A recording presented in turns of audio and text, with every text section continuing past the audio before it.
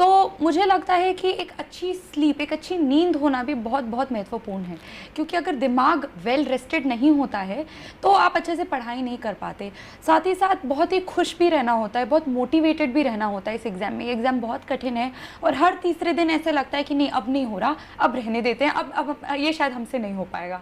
तो जब ऐसी परिस्थिति हर तीसरे दिन आती है तो एक अपने आप को खुश और मोटिवेटेड रखना भी बहुत बहुत महत्वपूर्ण हो जाता है। तो मतलब आपने 10वीं कक्षा से ही ये डिसाइड कर लिया था कि आपको सिविल सर्विसेज में जाना है? सोच रहे थे, बट मैं तो कहूँगी 11वीं में ही हुआ, 2 महीने साइंस करने के बाद। कोई ऐसी चीज़ जो आपको मोटिवेटेड रखती हो, जिसने आपको मोटिवेटेड रखा? क्योंकि आप जब पढ़ती हैं, जब किताबों में अपना ध्यान लगाती हैं तो मन भटकता है, ये लाजमी सी बात है। जी जी। आप किस तरह से अपने आप को रोके रखती थी कि नहीं नहीं अभी नहीं, अभी करना है, अभी मंजिल दूर नहीं, अभी पास है, पास है? वो मोटिवेशन फैक्टर क्या था आपकी लाइफ का? जी, मोटिवेशन फैक्टर यही था, जैसे कि आपने कहा कि बहुत ही स्कूल टाइम से ही, कि क्लास 11 से ही मैंने सोच लिया मुझे सिविल सर्विसेज करना है।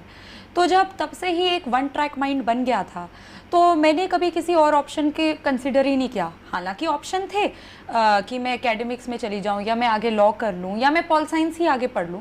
तो ऑप्शन तो थे, बट क्योंकि हमेशा से एक ही तरफा एक दिमाग ने सोच लिया था कि यही करना है, तो जब यही करना है तो फोकस यही रहा कि नहीं, मुझे जब यही करना है तो सारा 100% इसी में लगा दिया जाए। साथ ही साथ मम्मी पापा मोटिवेट करते रहे, जब भी लगा कि नहीं अब नहीं हो रहा तो उन्होंने कहा नहीं बेटा, आप पढ़ाई में अच्छे हैं, आप कर सकते हैं, आप लगे रहिए।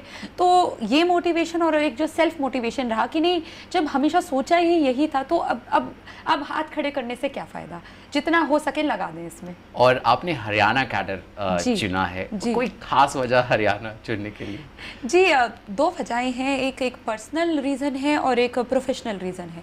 पर्सनल लेवल पे ये है कि मैं एमपी में 10 साल रही, फिर मैं दिल्ली में 10 साल रही, तो मेरा एक पर्सनल लेवल पे ये था कि नहीं अब कहीं और जाके काम करना है। पर मेरे फैमिली और मेरी सिस्टर की भी अभी एजुकेशन दिल्ली से ही होनी है, तो एक पर्सनल लेवल पे मेरे पेरेंट्स ने बोला कि नहीं, घर के पास भी रहिए। तो इसलिए हरियाणा दिल्ली के बहुत बहुत पास है, बिल्कुल 4 घंटे आप कहीं से भी हरियाणा से दिल्ली आ सकते हैं। तो एक पर्सनल रीज़न पे इसलिए हरियाणा को चूज़ किया।